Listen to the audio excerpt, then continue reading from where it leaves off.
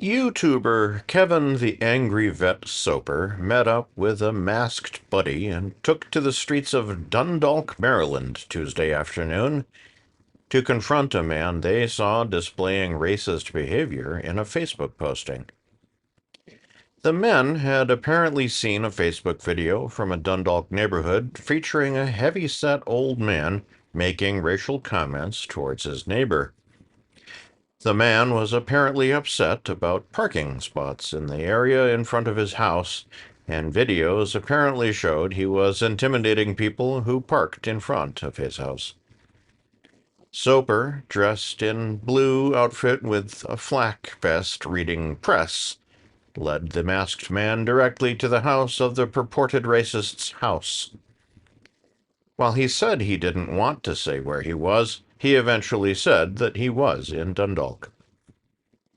The pair walked around to the back of the townhouse, with several individual properties in the shared building. Soper zoomed in on the back door and proclaimed that the man didn't appear to be home. They then wandered down the street into a dead end and walked directly onto a property where they were confronted by the owner, who asked what they were doing. A debate ensued between the two men, the owner, a couple up the street, and a man standing in the road.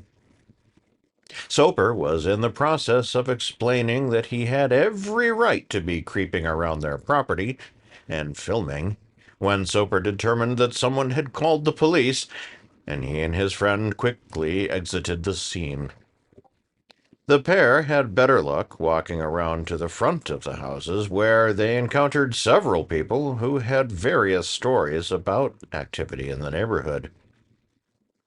One man complained about Hispanic kids parking in the area around his property after partying on the weekends.